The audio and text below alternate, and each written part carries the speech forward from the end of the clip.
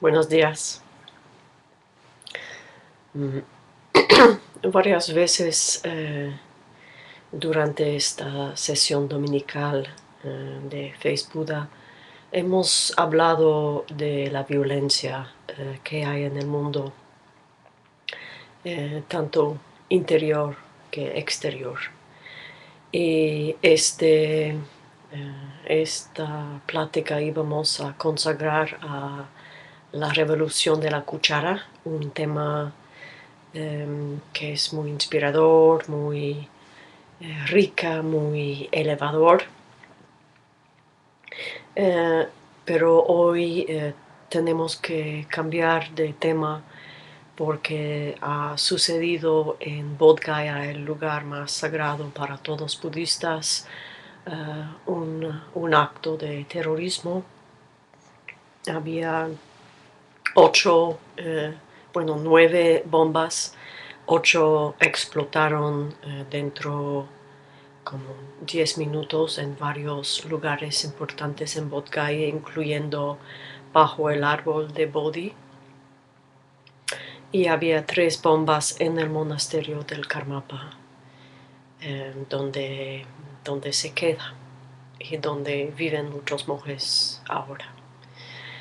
Su santidad el Karmapa no estuvo, está en Dharamsala, y la fuerza de las bombas era bastante baja, en el sentido de que los monumentos, las estructuras de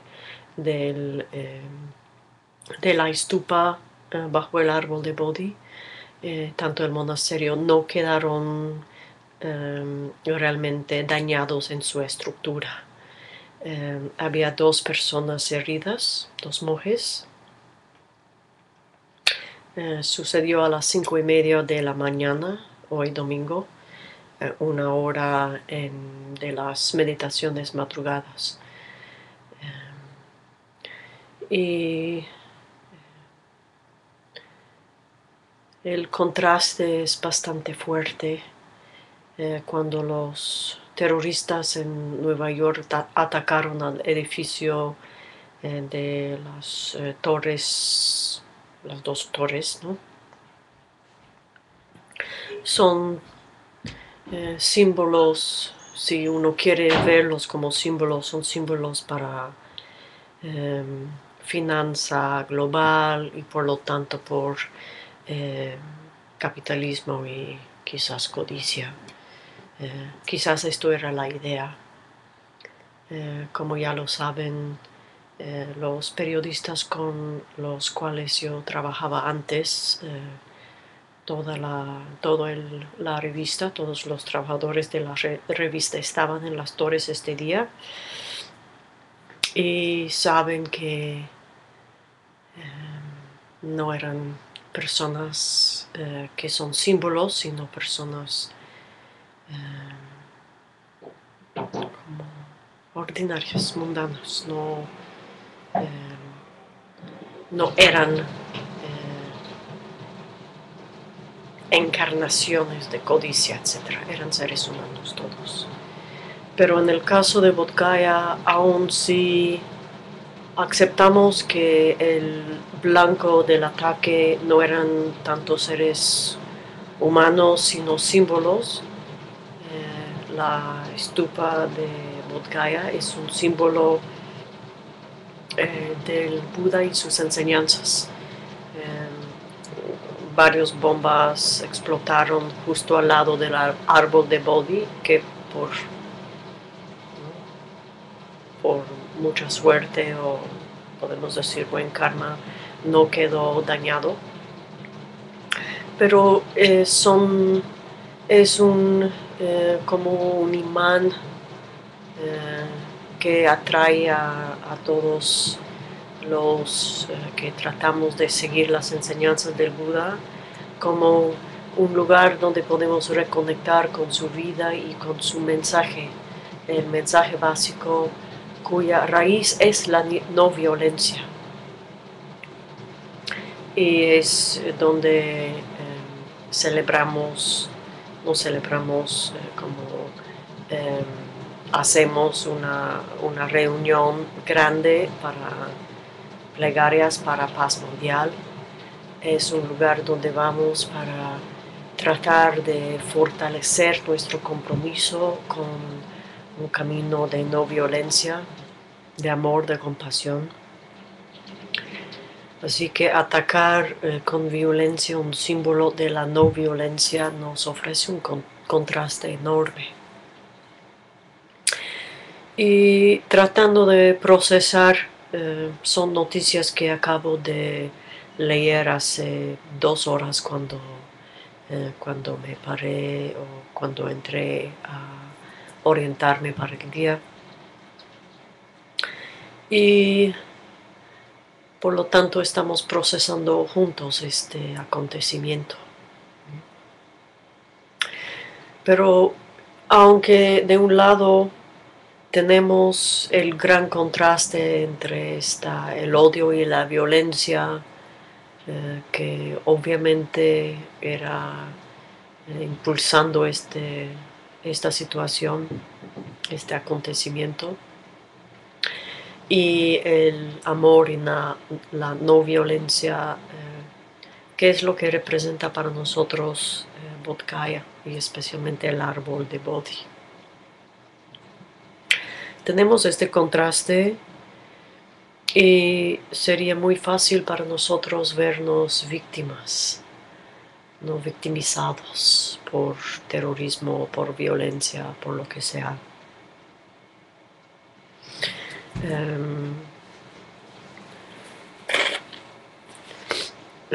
Estoy agripada, no estoy llorando.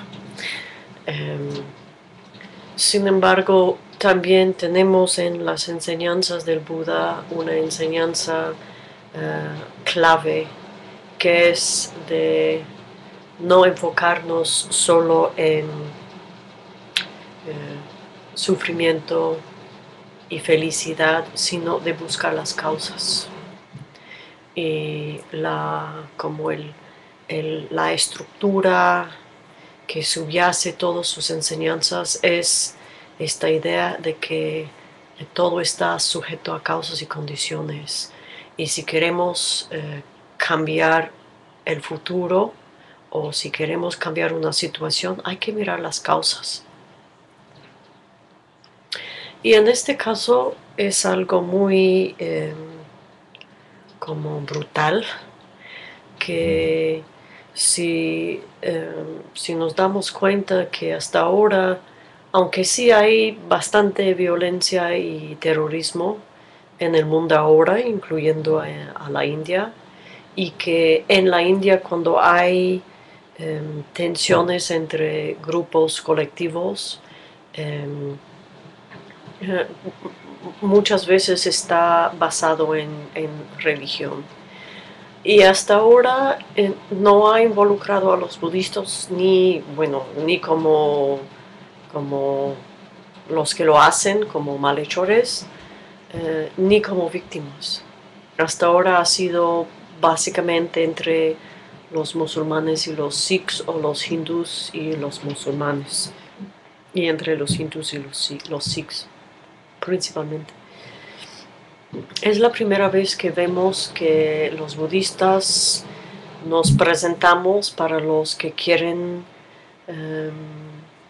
cometer actos de violencia, nos presentamos como un blanco bueno, lógico, para ellos, ¿no? Y esto es algo que nos obliga a pensar qué ha cambiado, por qué nos están viendo a nosotros, qué representamos, qué representa Bodhgaya y qué representan los budistas para ellos.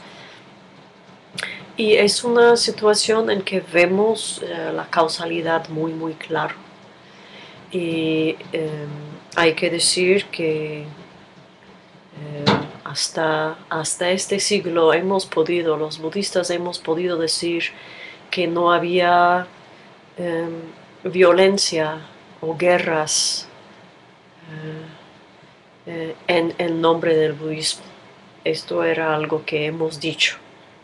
Ahora ya no lo podemos decir, porque en Burma, o ahora el país que se llama Myanmar, hay un movimiento que tiene un nombre mucho más grande que 132. Es un movimiento que se llama 969, que son fundamentalistas budistas, monjes, que están enseñando y promoviendo actos contra los musulmanes en Burma. Y inició con boicotear sus negocios, que era básicamente una forma de nacionalismo económico, ¿no? De fortalecer los budistas y no permitir que los musulmanes tengan negocio. Y luego se ha expandido a actos de violencia contra gente, contra personas musulmanes, contra sus casas, sus lugares de negocio, y recientemente también contra sus mezquitas, sus lugares de veneración, de práctica religiosa. Y aquí es muy fácil entonces aplazar como el blanco de nuestra reacción contra esta violencia que ha pasado en Bodh Gaya, ¿no? Que bueno, primero es que cuando lo que nos mueva en nuestra reacción es aversión o odio o enfado, ira, buscamos a quién culpar, ¿no? Y culpamos los terroristas. Y en este caso es altamente probable, aunque los grupos no han como anunciado su responsabilidad, pero el gobierno ha concluido y también por la situación en la India es bastante probable que los que lo cometieron es un movimiento religioso. Es lo probable. Y luego, en vez de tener enojo hacia ellos, musulmanes en la India, si pensamos bien, ellos están reaccionando a actos de violencia por la parte de budistas en Burma contra los musulmanes allá.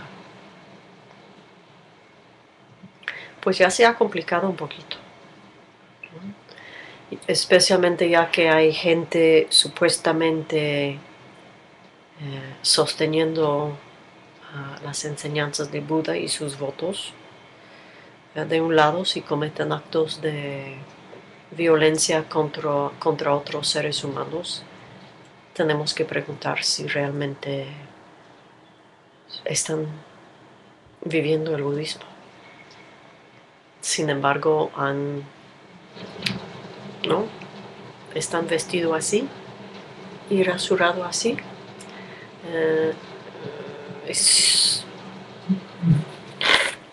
Pues es un momento para nosotros ya cambiar un poquito la perspectiva, que nos hace mirar hacia adentro un poquito. Pero luego cuando miramos a la situación en Burma que está ahora sucediendo, lo que vemos es que ya están en una transición de totalitarianismo militar con los generales, ¿no?, hacia democracia. Y Aung San Suu Kyi, que es una mujer muy, muy valiente, ha recibido muchos votos, ya forma parte de la oposición política, ya no está encarcelada en su casa. Y es probable que en las siguientes elecciones ella va a ganar. Así que la situación política, cuando ya la analizamos, vemos que los generales, el ejército, los militares, están en peligro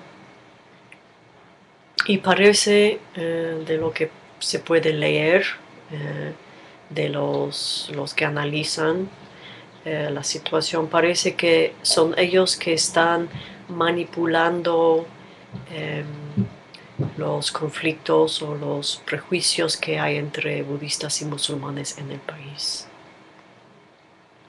Pues otra vez podemos aplazar un poquito una parte de la responsabilidad de las personas involucradas a las personas que están estimulando o enfocando frustración, odio y violencia hacia los musulmanes en Burma. Pues cada vez se va complicando un poquito, ¿no? Y aunque podemos pensar que ahora llegamos a los responsables, no son esta gente sin ética, sin principios, que solo ama al poder, este gobierno totalmente corrupto que ha tenido poder en Burma ya mucho tiempo, que ahora está enfrentando su propio fin. Y si están haciendo esta transición hacia la democracia, lo que necesitan son votos. Y para estimular los votos están dividiendo la población, en la cual los budistas son una mayoría. Sin embargo, si pensamos bien, llegamos a ver que no es cierto que son ellos los responsables, porque si no ha habido odio o aversión en los corazones de los budistas en Burma hacia los musulmanes, esto no hubiera sido posible. No es posible crear en el corazón de otro un ánimo de cometer actos de violencia si lo que tiene en su corazón hacia esta persona es amor, o al menos es tolerancia, aprobación, aceptación, entendimiento. La raíz del problema es el odio que ha estado y está en los corazones de una cierta parte de la población burmesa, ¿no? Y por lo tanto,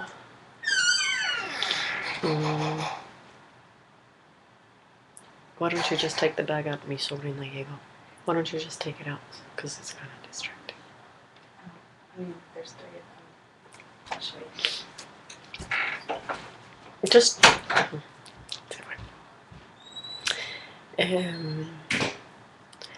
Pues llegamos al punto de tener que reconocer que somos los que tenemos un cariño, una abertura hacia el budismo. Es el momento de nosotros mirar la receptividad que nosotros tenemos adentro hacia estas enseñanzas. Porque las enseñanzas del Buda nos indican que si queremos andar en su camino, es un camino de una no violencia radical.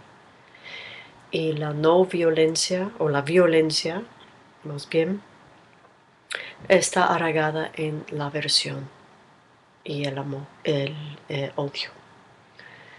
Y por lo tanto, si nosotros no estamos comprometidos en desarraigar hasta sus raíces, la versión que tenemos en nosotros, no podemos tener tanta confianza en llamarnos budistas, porque vemos que ha llegado a un momento en que monjes budistas están, ¿no?, animando actos de violencia, que es completamente contra todos los principios ¿no? que Buda enseñó.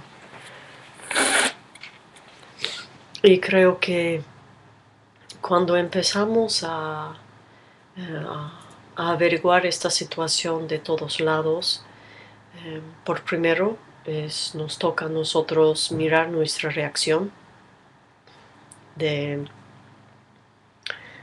preguntarnos si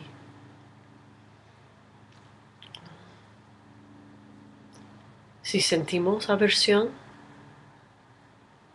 si nos sentimos enojados o enfadados, o incluso si pensamos que así es, ¿no?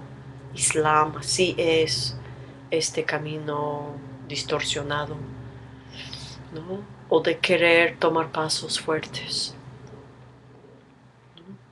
En el caso de nosotros que somos discípulos o estudiantes de su santidad el Karmapa, el hecho de que había bombas plantadas en el monasterio donde él queda.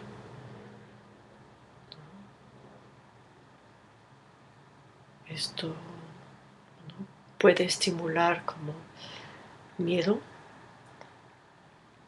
y miedo fácilmente se convierte, cuando no se descontrola, cuando no se controla, se convierte en aversión, en un querer, en un anhelo parar a lo que temes. Por lo tanto, si en este momento sentir que el árbol de Bodhi está amenazado, que Bodhgaya está amenazado, si nos surge un anhelo de hacer algo para proteger al Buda, proteger al budismo, la manera de protegerlo para nosotros es absolutamente con dos manos agarrar a los principios de no violencia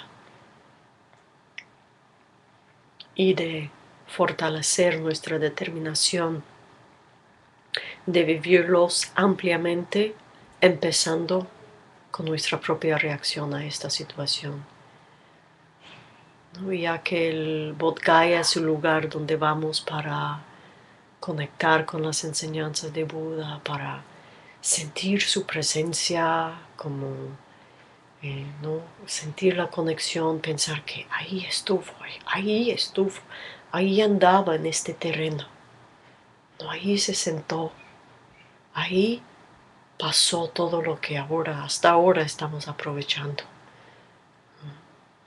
con su iluminación.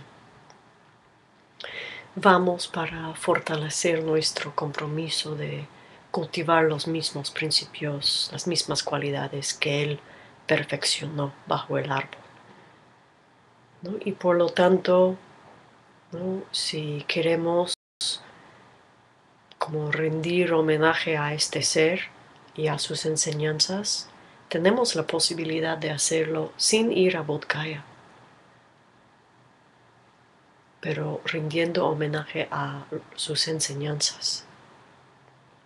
Y creo yo que la mejor manera de rendir homenaje a sus enseñanzas es vivir una no violencia radical, ¿no?, en que entendemos que hay mucha confusión en el mundo. No tenemos la confusión de los que cometen actos de violencia pensando que van a cambiar una dinámica de odio mutuo. La gran confusión de monjes en Burma en el nombre del budismo, animando actos de agresión, violentos o no violentos, no importa. Y la confusión de los generales aprovechando el poder de la aversión, del odio, para dividir la población y de presentarse como los protectores del pueblo, de lo que el pueblo quiere, luego de haber estimulado este movimiento en el pueblo contra los musulmanes. La manera de rendir homenaje no solo es contemplar nuestra reacción frente a esta violencia, estas bombas en Bodkaya, sino creo que podemos empezar mirando esta situación raíz donde los generales están manipulando el pueblo, enganchándose o conectando con el odio o la aversión que hay en los corazones de las personas. Y esta es una dinámica que vemos como escrita en letras mayúsculas en la situación política en Burma, pero es una misma dinámica que vemos escrita en minúsculas en la plática divisoria, en la cual aprovechamos cuando una amiga está enfadada con alguien, aprovechamos su odio para dividirle de esta persona, para pegarle a nuestro partido, a nuestro lado. Es la misma dinámica, la misma.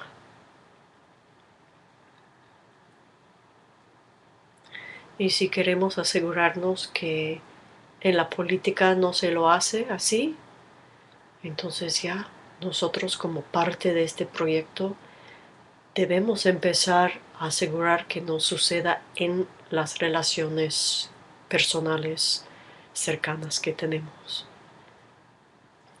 Y cuando aún sea inconscientemente tú ves que hay una ventaja para ti si una persona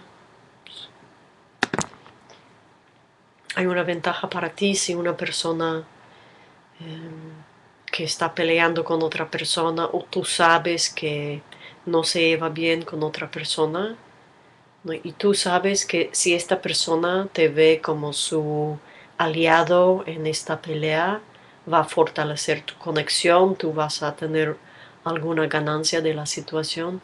Si haces esto en forma indirecta, ya estás poniendo en movimiento cadenas de eventos, o sean kármicos, o sean psicológicos, o sean eventos en el mundo históricos que terminan con bombas en lugares de paz, ¿no? En lugares sagrados, donde gente va para orar para paz mundial, ¿no? Pero es la ironía que si nosotros llegamos al cojín para orar para la paz y en el día a día no estamos contrarrestando impulsos antipacíficos que tenemos dentro de nosotros, estamos participando, ¿no? En el problema. Y es un poquito, ¿cómo se lo dice? Hipocrítico, ¿no? Así que esta situación dolorosa nos ofrece estas enseñanzas vivenciales. Por primero viendo que cuando vemos el poder destructivo que tiene odio o aversión, ¿no? Y pensamos que podemos usar este poder a nuestro favor, ¿no? Que es algo que sucede cuando pensamos que nos vamos a tener más determinación, más fuerza para combatir la maldad en el mundo si nos enojamos, si tenemos ira o odio. Debemos de saber que el odio es un poder destructivo que nunca se domina, ¿no? Y si tú piensas que odio es como un caballo fuerte y rápido que te va a dar resultados muy pronto, lo que la gente te van a ver encima de este caballo gigantesco de odio y te van a temer y te van a ceder a tus deseos, si es la impresión que tienes, debes de saber que nunca dominas este caballo. Es el caballo de odio que decide a dónde tú vas, ¿no? Y esto en los momentos, en las relaciones que tú piensas que puedes dominar tu propia aversión, ¿no? Dominar para aprovecharlo, ¿no? En ese sentido. Pero aún más, si tú piensas que, ¿no? Bueno, la otra persona tiene razón, está enojado con tal y yo le voy a dar mi apoyo, ¿no? Para que no se siente sola o porque ella tiene toda la razón, debemos de saber, ¿no? Que este poder que estamos aprovechando no es algo que vamos a poner ¿cómo se lo llaman? Los arreos, los guarniciones. Ya busqué la palabra. Que el odio, y esta es la enseñanza clave del Buda, en un sentido es una de sus enseñanzas raíces, es que el odio no se detiene con odio, ¿no? Que la violencia solo da luz o solo produce más violencia y sufrimiento, que el odio solo se detiene con amor.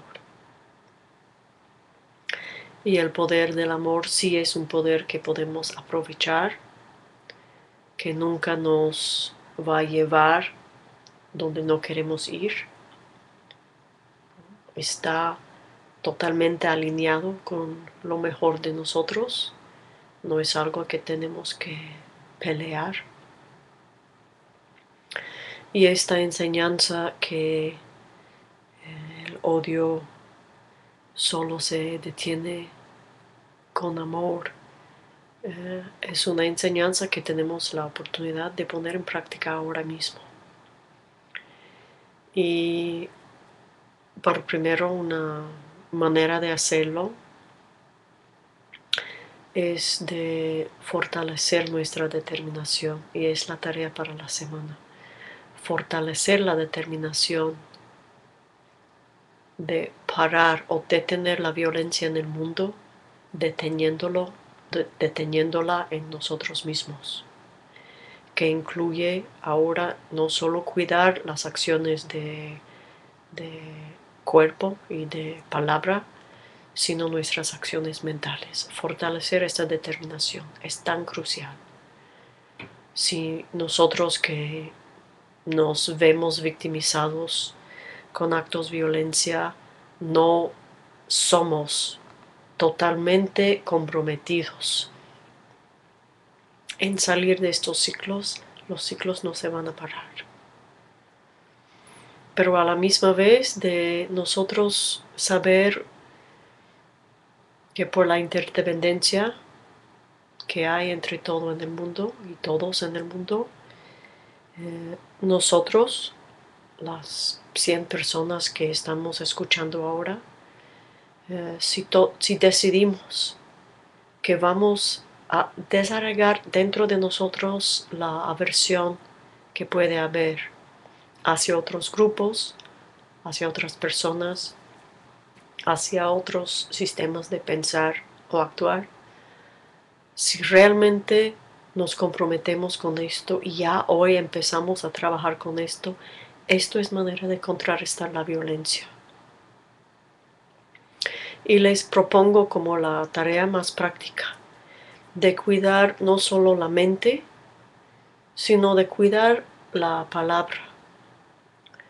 Y por esta semana nuestro blanco va a ser cualquier plática que puede ser divisoria.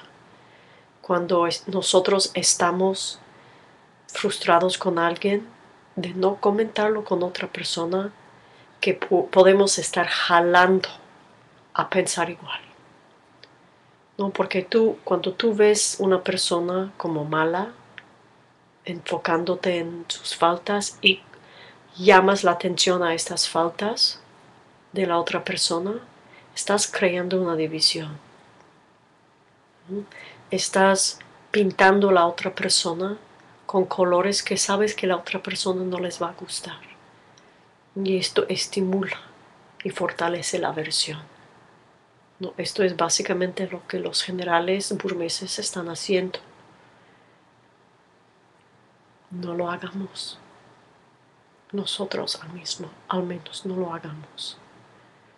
Y por esto hay que tenerlo muy presente, ¿no? Que esta plática divisoria es lo mismo. Incluso puede ser que los generales lo aprendieron de la historia porque es bastante común, ¿no? Pero que lo aprendieron de estas dinámicas, ¿no? En círculos pequeños interpersonales. ¿No? Así que vigilamos, cuidamos con toda, ¿no? Con toda energía, con toda presencia mental, con un alto reconocimiento de la importancia y del peligro que hay en estos actos, ¿no? Y cuando vemos a otra persona criticando a otro, no apoyamos y buscamos manera de llamar la atención a cualidades, ¿no? Y no fortalecer la impresión de que esta persona es una caja de puras faltas.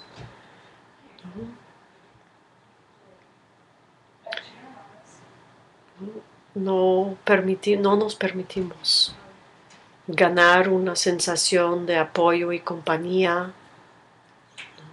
respaldo, al estimular odio en otra persona o aversión, ¿no? Y cuidemos, ¿no? Con todo fervor, ¿no? La aversión que podemos tener en nuestros propios corazones. Es la tarea. Creo que es para nosotros una gran ganancia que este momento de estar desde cierta perspectiva victimizadas por terrorismo es un momento en que podemos ver muy claramente que las causas, ¿no? Que si los budistas son víctimas también, ¿no? Formaron parte de las condiciones, contribuyeron a la dinámica. Y somos muy afortunados de poder reconocer que no somos puros víctimas nunca. Afortunadamente, solo 2 personas quedaron heridas y parece que no son muy graves las heridas, no son en una condición crítica. Y esto nos ayuda mucho en ver que las víctimas nos podemos hacer nosotros si reaccionamos de manera, ¿no? agresiva o destructiva. Y al ver lo que ha sucedido, podemos reconocer que el poder destructivo de la aversión, del odio, no es un poder que podemos dominar. Es un poder que solo nos destruye. Lo podemos dominar solo en el sentido en que aprendemos cómo funciona, ¿no? Para deshacer este poder, ¿no? Y crear espacio para que el poder de la sabiduría y la compasión que crezca.